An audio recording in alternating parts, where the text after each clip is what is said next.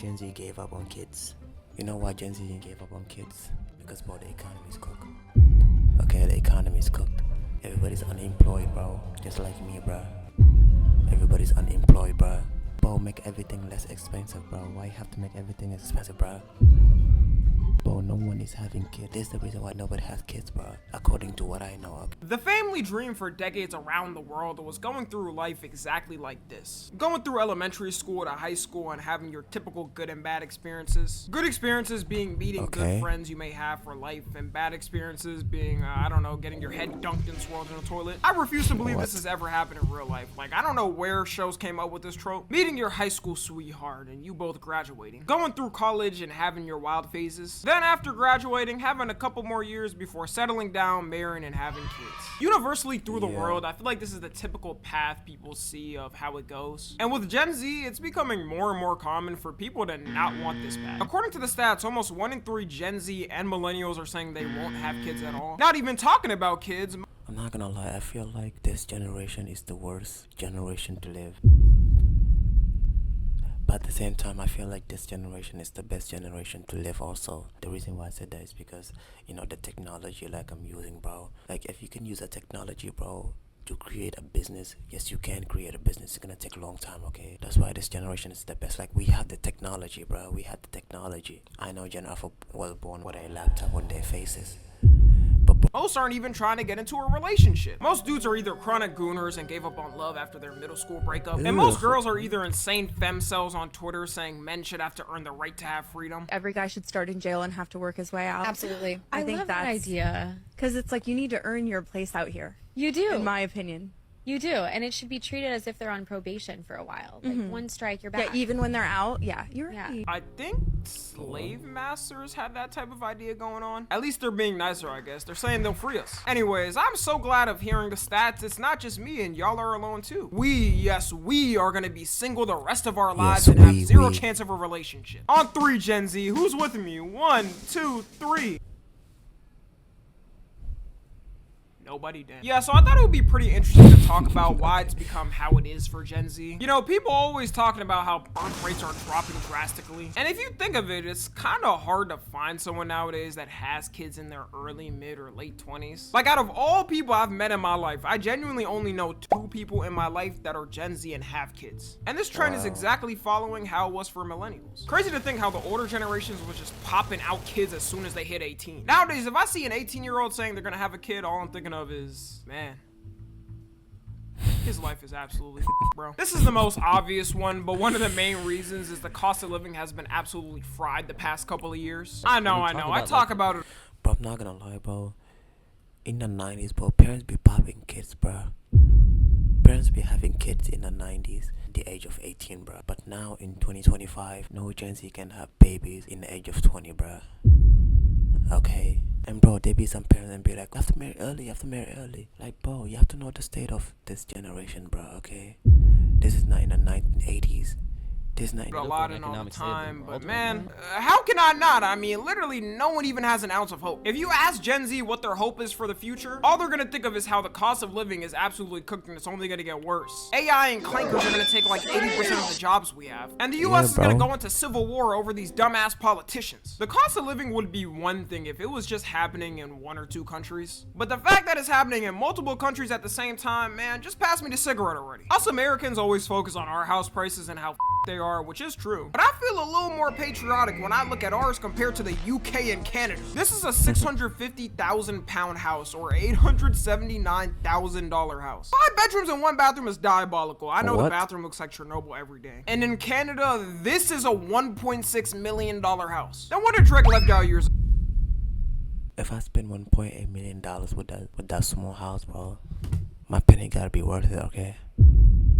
If that house worth $1.8 million, bro, that house better have heaven inside, bro. Okay? Atrocious, bro.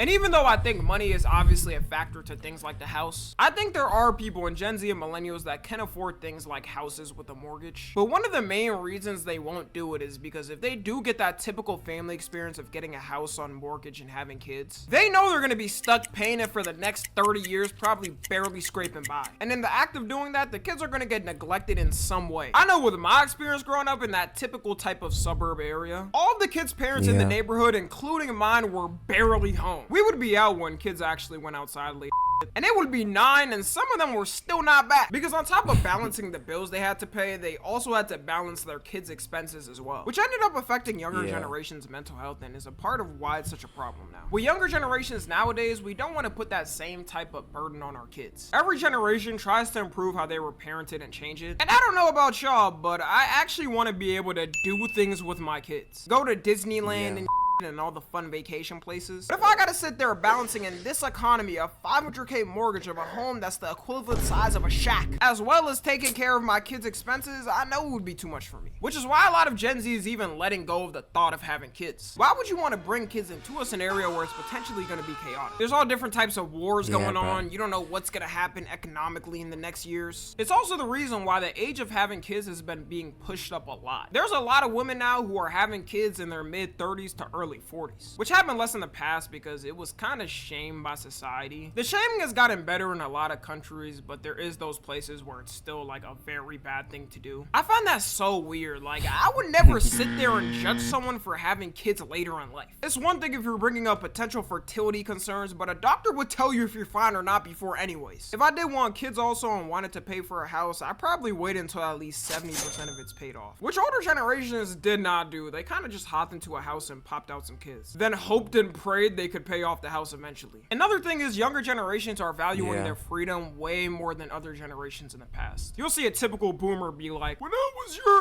age, I already had 5 kids with another one coming. What's the holdup, son? Yeah, the holdup is we actually want free time in our life and not. But I'm not gonna lie, bro. And also, I don't know what the currency was in the 90s, but bro, how's because it's like 5 cents, bro? Dimes, bro. A nickel, bro. A quarter, bruh. Like, a house does not cost a quarter, a dime, a nickel, and a penny anymore. Okay? Not have our life dedicated to kids fully. Society back then was literally just shaped on you gotta have kids or else you won't reach your full happiness. And kids are amazing things in life. I think I gotta say that anyways because I am a child of my parents. Some people get surprised though when I tell them I'm not even thinking of having kids in my 20s and I'm probably gonna do it mid to late 30s. It should have never been a thing in the past where people found you weird or strange if you didn't have any. Never in my life when I was younger and I saw a family member who didn't have kids did I think they were strange. And now that I'm grown, I find it even more weird when a grown-ass adult thinks that. Social media was the true changer of how Gen Z and millennials approached the way they wanted kids. Before social media, people still went on vacations and traveled the world, but it's given us a brand new light on things you didn't even know existed in your own city. Like, you could go on TikTok and find some miscellaneous random fun thing in your city you never heard of before to do. I wouldn't know about a bunch of the little fun things that were going on in my city without the internet. And now because Gen Z and millennials aren't having enough kids and birth rates are plummeting, all the governments around the world are panicking what to do now.